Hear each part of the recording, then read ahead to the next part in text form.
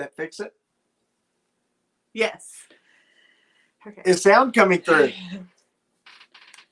Hopefully so.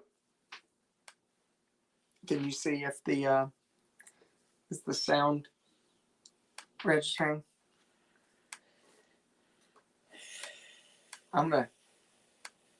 This is so weird being logged in on here. I don't think I did this last time. Maybe I did. All right. Yes, they hear Folks you. can't hear us. Hey, it's Wednesday night. It's 8 o'clock. A little bit after 8. 8:05. 5 minutes late. But I mean, we were on. We just had the banner up, or we were a minute late and had the banner up and had the mute going. We've been trying to figure out some technical stuff here. Got a little bit different setup than we are used to having on Wednesday nights. And so we were having some problem with the camera and microphone.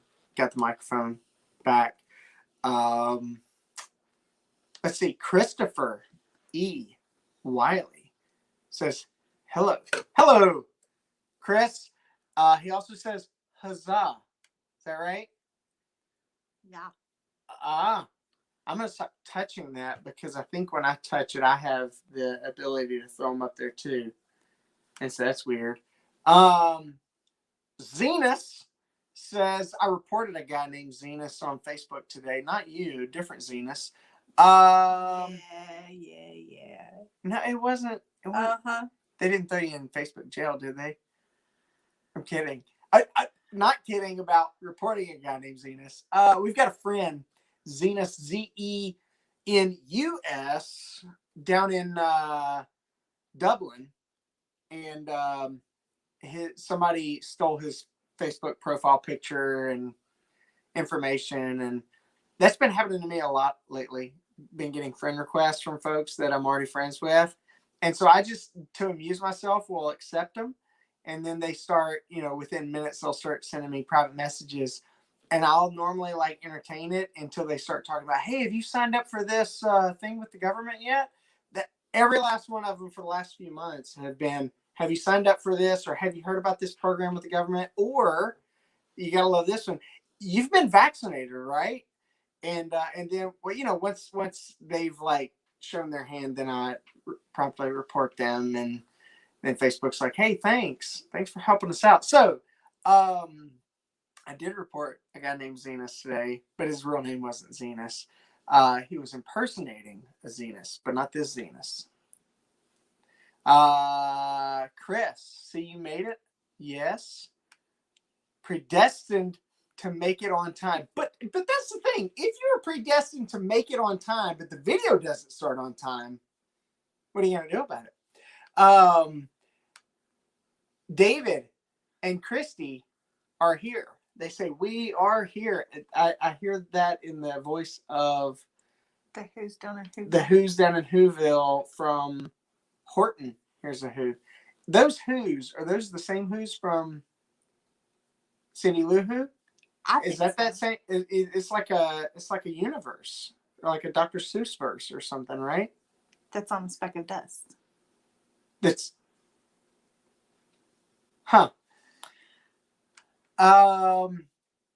yes. What does that say? I hear you. Oh, I'm You're glad. Also blonde. Well, the screen is yes. So my camera, the video, I don't even know how to. I wish I could freeze frame that because the camera or the video feed that I'm looking at is down in the corner, or it's taking up less than half of the screen, and so it's really tiny on my site or what I'm looking at. Right. So I'm having Zenas trouble says he with can sight. hear you. Okay. David and Christy say that it's on now. Christopher says we can hear you. Awesome. Catherine says hi. Hello, Catherine.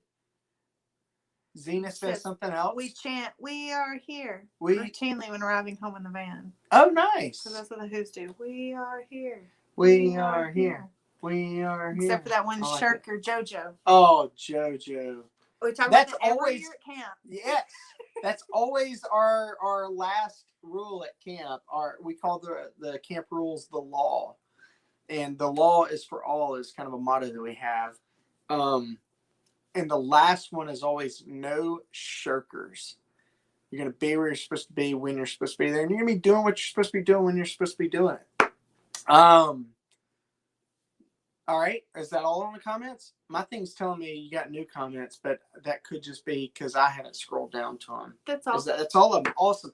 It is. Oh, Bill's here. Oh, hello, Bill. Hello. So nice to have you here. Now you're doing like the Jurassic Park. Hello, John. Hello. Hello, John.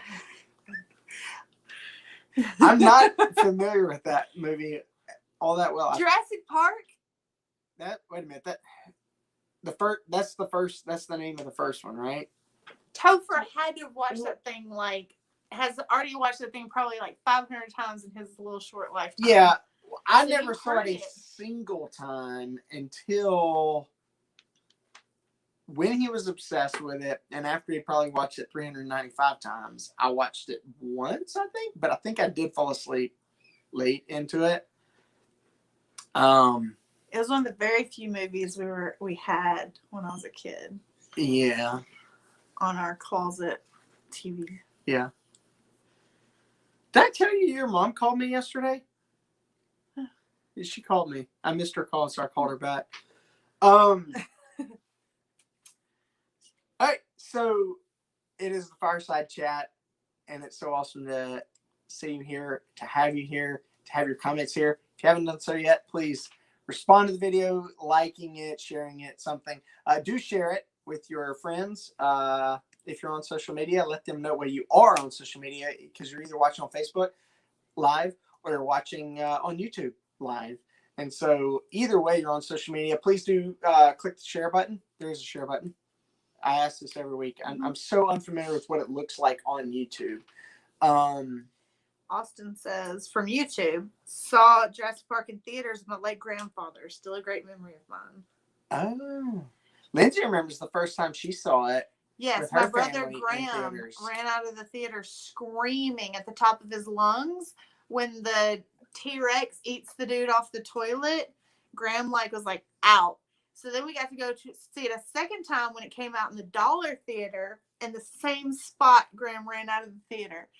So then we waited for it to come out on tape so he could buy it, so Graham could get through that scene and watch it. Did he run out? Twice. The theater. No, not at home. At home. I don't remember how many times. times. Cover his face. I don't know how many times we watched it before he got through it. Maybe he'll remember. I have to ask him about that. Oh. He says he ate a lawyer off the toilet. Yes. Yes, he did. So sad. Sorry about that, Zenas. It was lawyer, the biblical lawyer, the lawyer from the scriptures. So hopefully you've shared the video with your friends on social media, and hopefully you're ready to start discussing Psalm 23. That's what the sermon was from this past Sunday. If you were there with us at Faith Methodist Church, if you weren't there, that's still what the sermon was on at Faith Methodist Church. And of course, we always invite you to join us for worship at 11 o'clock on Sunday mornings, and to join us for kind of a recap, and also to let's see, what are some not idioms, they are kind of idioms, but some cliches. Chris says the world is a better place with one less lawyer. Sorry, Zenas. Oh, that's so brutal. So one of the things I like to do on the Fireside Chat, as we kind of look back at, and yes, I'm going to use a lot of cliches right now, as we unpack the sermon from Sunday, I like to double click on some things, see what's in there as we're unpacking. And I'm trying to think of what are all of the cliches that all the internet preachers use nowadays. I never watch internet preachers. So well, I don't watch. So we're gonna unpack. We're gonna circle back around. We're gonna. That's the White House. I heard it a lot from internet preachers before her. We're gonna double click. We're gonna. I guess you could right click. So that's kind of what we like to do on the Fireside Chat. not just rehash everything that I preached on, but Zena take a look says, at. You tracking? Oh, yeah, you tracking with me? See, here's how bad I am. Here's how, what is it, a boomer con. That's another one of the kids like to say. Here's how boomer con I am. I never know. I'm so insecure about whether it's tracking or trekking, because trekking would be like Star Trekky. But trekking can be used as a verb, right? Like trekking is walking. It is walking. It's exactly. Like exactly. So I'm always thinking, and so if I ever say, "Are you tracking with me?" I normally try to say it just ironically to be funny, but then when I get committed to it, I'm so insecure about is it tracking or trekking, and so I normally just like real quickly say it, and so folks don't know whether I said it correctly or not. Is it tracking or trekking? I think it's tracking. I think it's Steve Furtick, who is really well known for saying that. I think it would be tracking. Tracking with me. See, I think trekking with me. Like, are you walking along where I'm walking along? That's what I think. I guess I'm thinking too much discipling about it rather than are you like hovering? Is tracking like hovering with the mouse cursor? Is that kind of what that tracking would be? I guess. You did like a something like if you're looking like a tracker beam. You're looking at a screen. Okay. Like you're tracking an object. Yeah. Okay. Like if you're tracking a UFO on an like the UFO that Navy pilots. Okay, I got tracking. you. So are you trekking with me or tracking with me? I'd like either. Chris says unhitch. Unhitch. Oh, unhitch, yeah. Like a wagon. Well, wagon. So I definitely broke one of the rules of internet preaching because I did not properly unhitch from the Old Testament this past Sunday. We preached straight from it, right from it. What's Matt Chandler? Matt Chandler. He's a man. Matt Chandler is too. I thought he said Matt. Tracking. Tracking. With yeah. Matt. I think I've seen, and he's like very Who's that? Who's the guy from Texas with the fake Latino name? You know what I'm talking about? Ran for president didn't run for president. Huh? Bebo? Rubio? No, he's from Florida. And I don't know any of these people. Come on, Zenas, help me out here. Chris says, Matt Chandler says that all the time. Okay. Are you tracking gang? Gang. No, who's the he skateboarded and the news? No. Yeah, somebody's got to help me out here. He's a politician from Texas. He was running for Senate. I think he lost. Yeah, he was running for what's his name seat? Cruz's seat. I'm probably misremembering all of this. Lost. Then he was a nominee for the Democrat Party, Democrat nomination for president. Beto O'Rourke.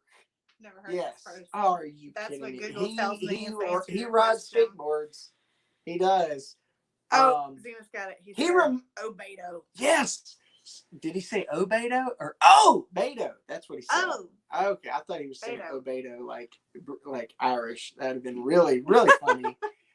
Because of kind of his background and whatnot, but I digress. How is that his Latino thing? It's not even his name. What's his name? It's like Francis or something, isn't it? Francis. I think it is. We're going somewhere. I promise you. We are trekking somewhere. So Matt Chandler's always reminded me of him. That's what I was thinking of. Beto. Yeah. I think it's Francis or something like that. So this past Sunday, I preached from the 23rd Psalm. We did talk about the fact that the Psalms are so beloved. Easily the most loved book in the Bible. What did Chris just say?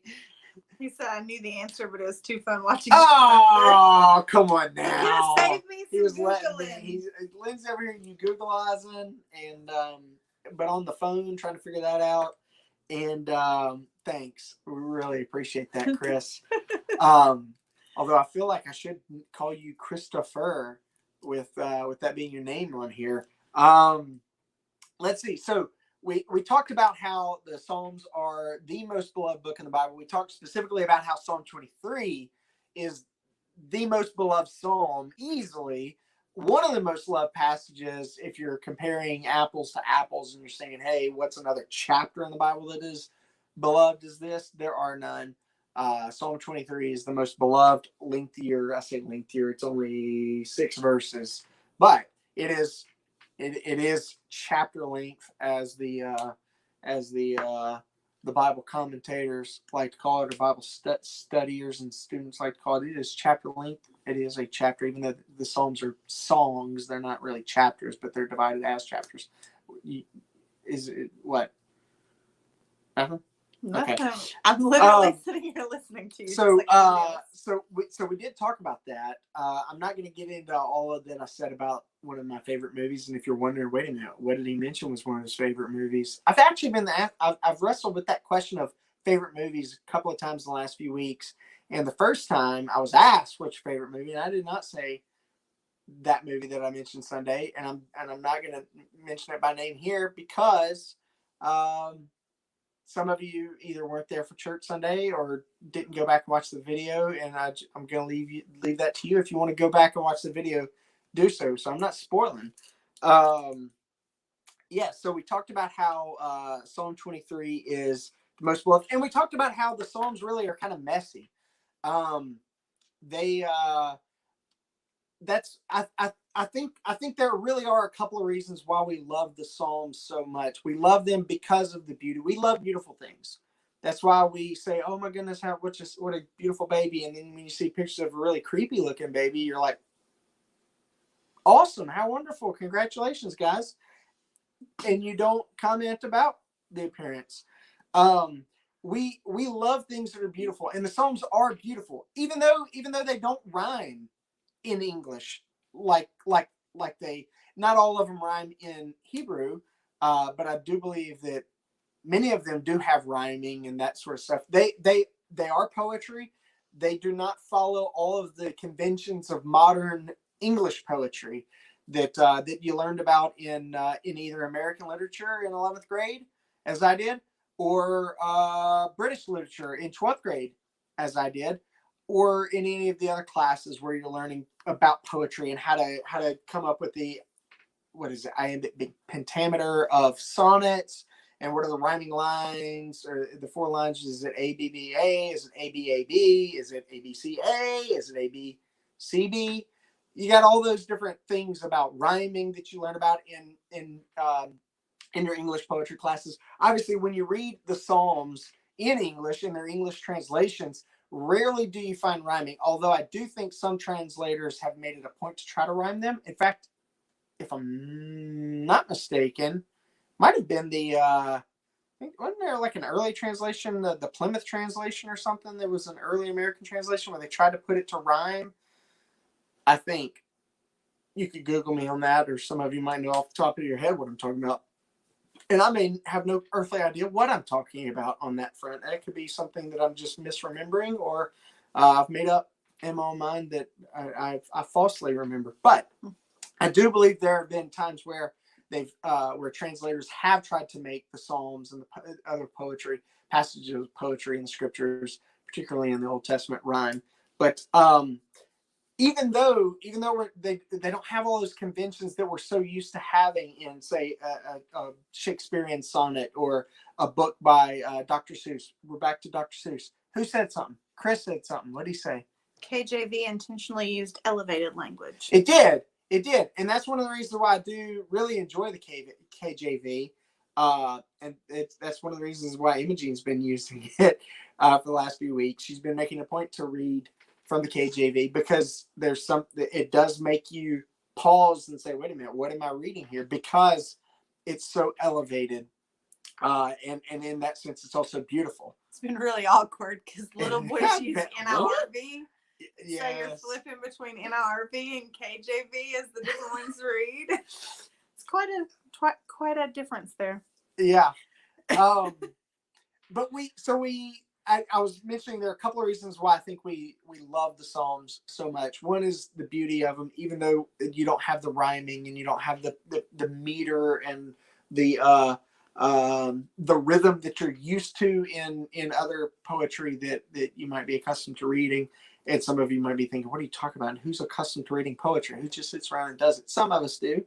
I don't do it as much as I wish I did. I wish I did it more often, but what?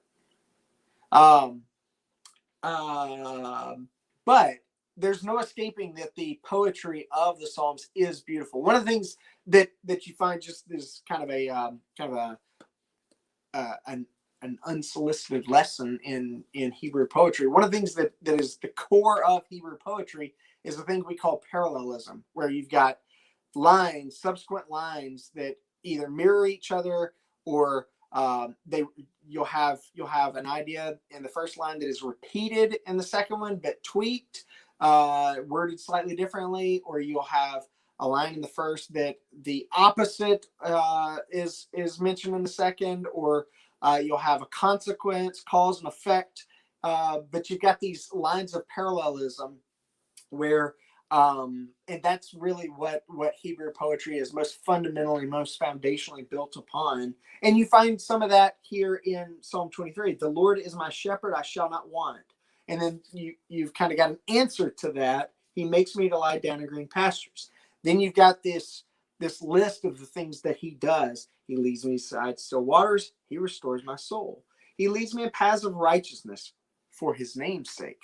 So you've got these layers of thought and layers of expression built upon one another when you encounter the Psalms in particular.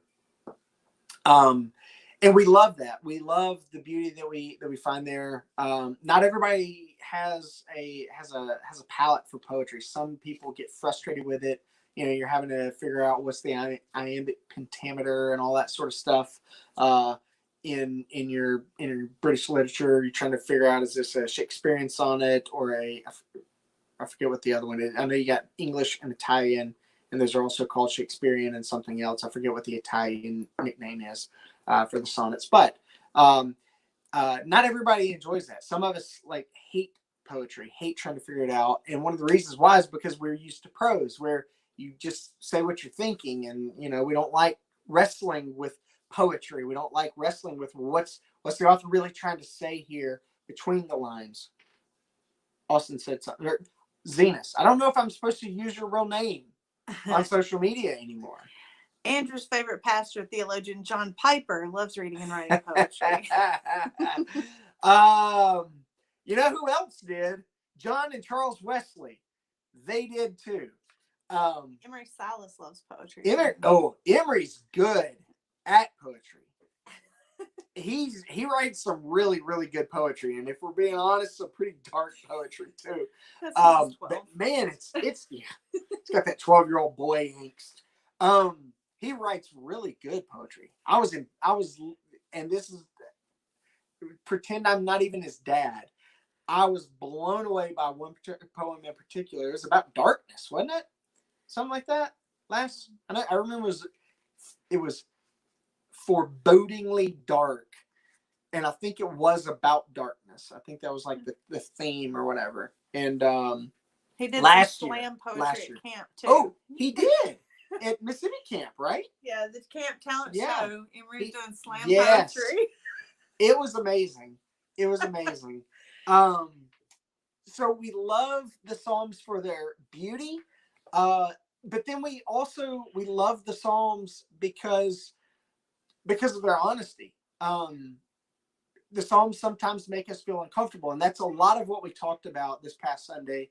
And I think that's kind of where we'll land here tonight for the Fireside Chat. Is the psalmist talks about beautiful things, wonderful things. The heavens declare the glory of God. They talk about still waters and leading me in the paths of righteousness, and all those things are beautiful. But they also talk about binding the sacrifice.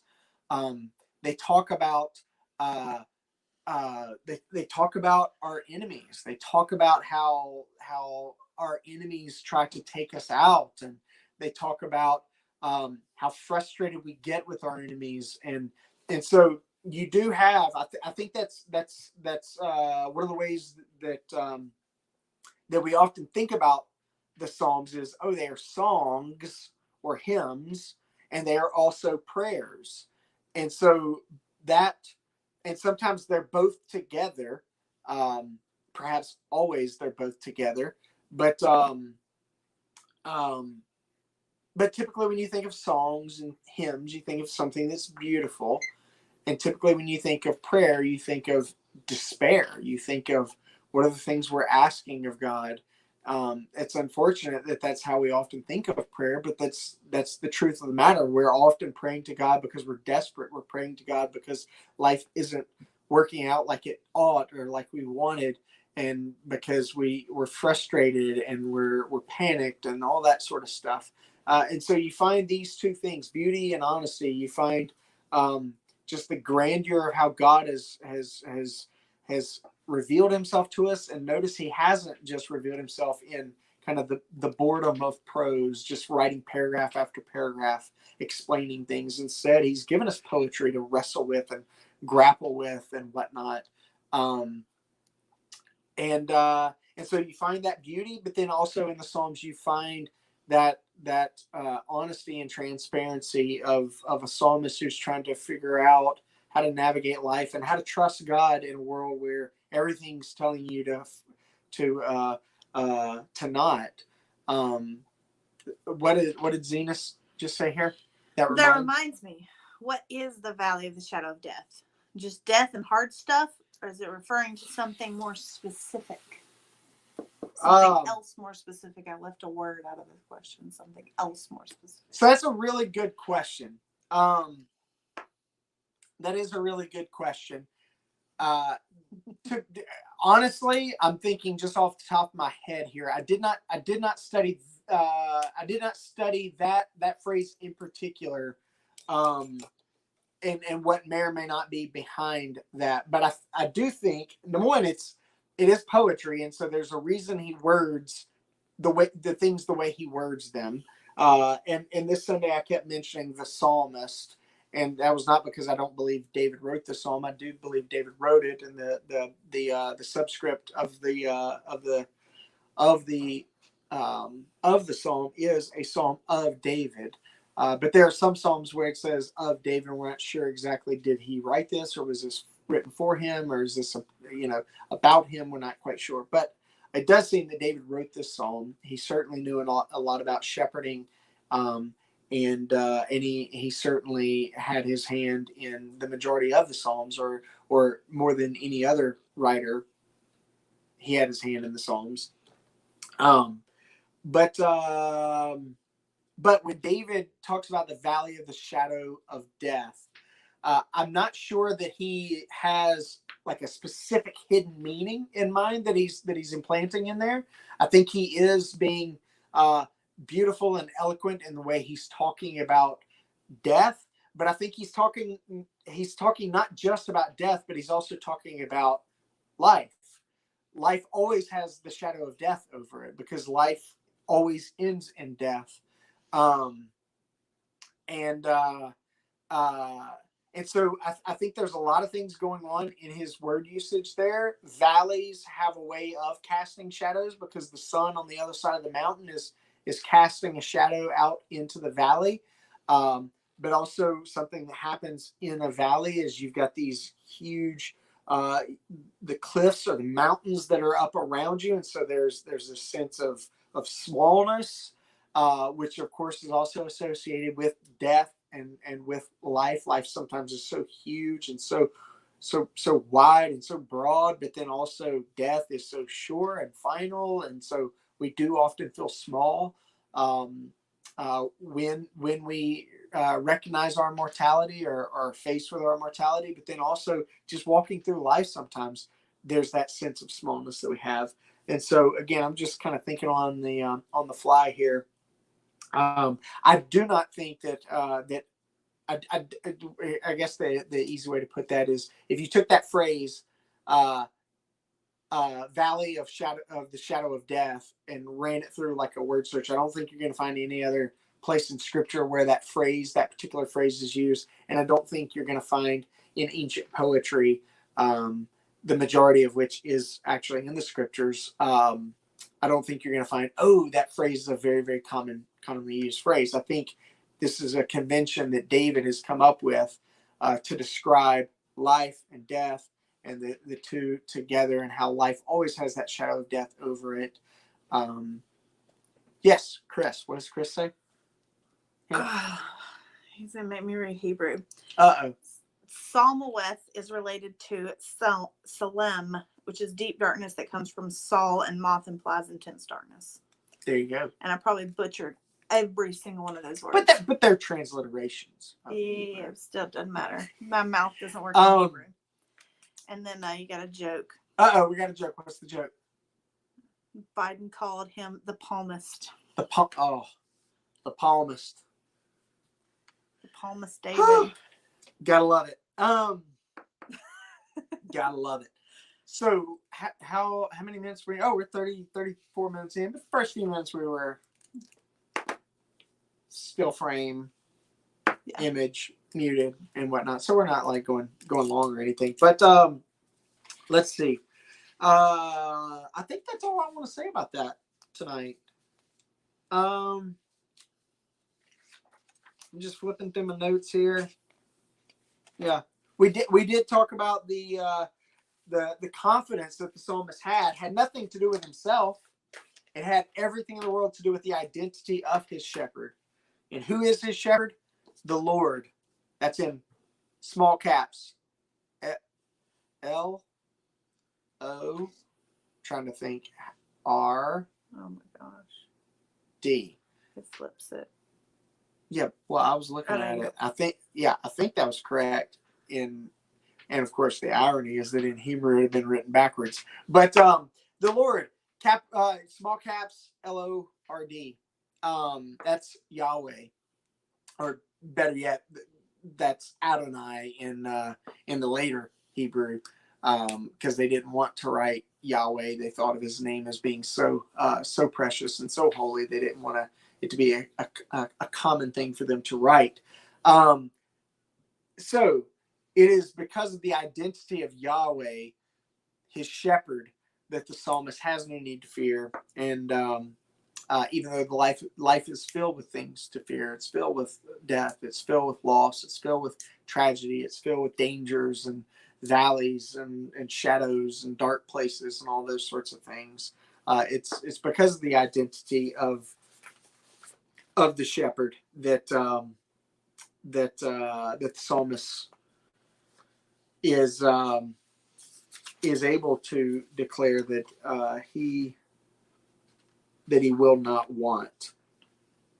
There was something I said at the end of the sermon Sunday that I'm gonna look back at.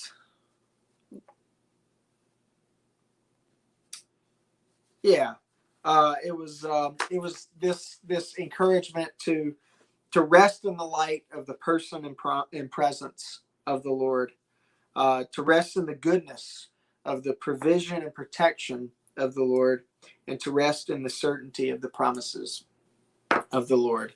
And it's because of all that the psalmist can say, because the Lord is his shepherd, he shall not want.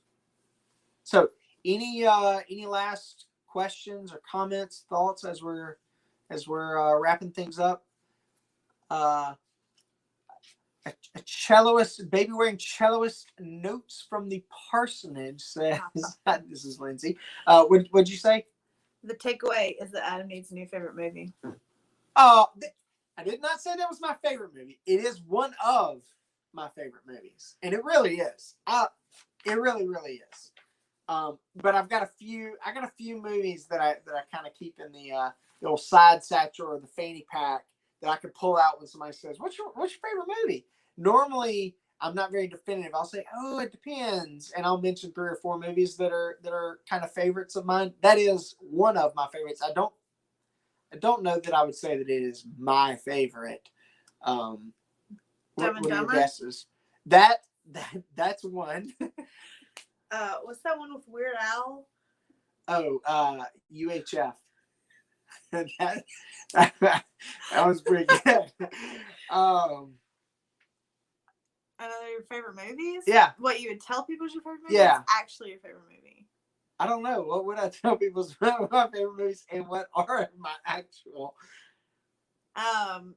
We're stalling. If you got any questions, throw them in there. What? You would tell people probably like Godfather or something dumb, even though I don't think you've watched him in like 20 million years. And I know I remember the last time I watched him. It's been a few years. You've watched The Matrix like 100 times more than that. I have not seen The Matrix though since college. I mean, there was a lot of watching of it then, but I've not watched it much since. But I did enjoy the first Matrix, and I am looking forward to the fourth one coming out. We're losing our audience. Come on, people. Chris says he's back on topic. So okay. He says there's a great Christian meditation on Psalm 23 for sleep on YouTube from Abad. Really? That's interesting. That's one of the things. Speaking of the Psalms, I should have mentioned this Sunday. One of the things that I love so much that's happening right now is that poor Bishop Hooper is producing songs, not just based on, but really right out of, but also kind of they have their own twist to it from each of the Psalms. And every week they're releasing a new one. They've been doing that since the start of 2020. And so actually when COVID hit last year, they were just a few in, a couple of handfuls in when all that hit, and or maybe a hand.